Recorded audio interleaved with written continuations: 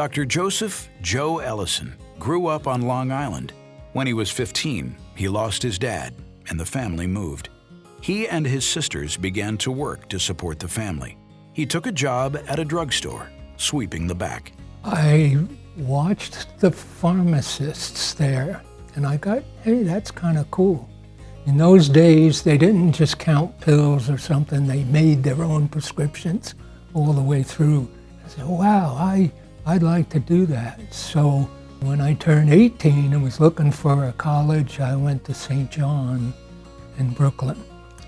Dr. Ellison met his wife, Joan, and was married during this time.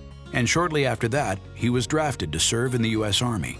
As his service wrapped up, he was in touch with a friend from Omaha he'd met while studying at the School of Pharmacy. He was saying, come on out here, do this, it's so just for kicks. I went after a lot of the places in and around New York and Long Island, but I threw out a wish to go out to here too, and they accepted me. His junior year at Creighton University was when he chose to specialize in pediatrics. And by that time, we had a little baby at home, and I was holding this baby one night, and he blinked at me, and I started to think, going to be a pediatrician is a challenge. Can't tell you, are you sick, or does your hips hurt, or anything like that. You got to do the work by yourself.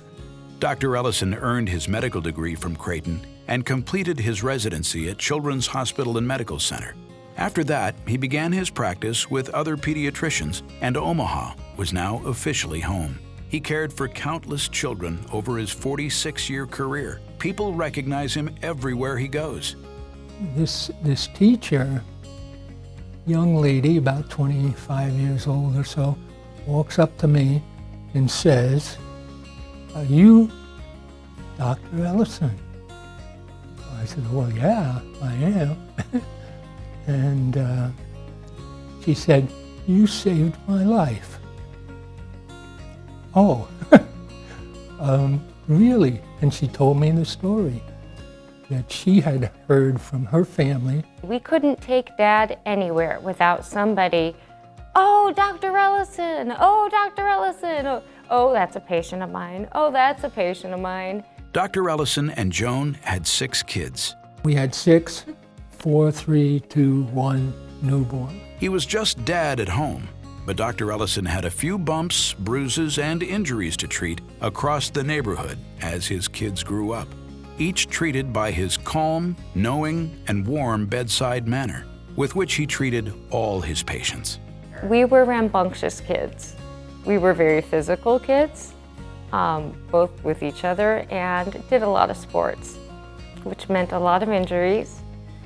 And I remember vividly coming home from swimming with a split chin. His mom rushes me into Dad, and Dad just kind of looks at it and says, "Okay, come stand over here."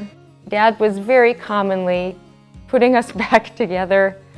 I had another time where a broken, dislocated finger, and Dad looks at it and says, "Yep, time to get an x-ray."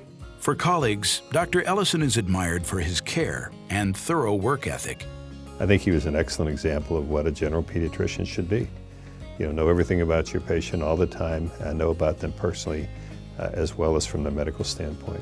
I think that's part of his charm with his success in practice. He had a great bedside manner. He was professional, but also had a little bit of a casual sort of flair. He loved telling jokes, and I suspect that his young patients probably enjoyed that aspect of his character.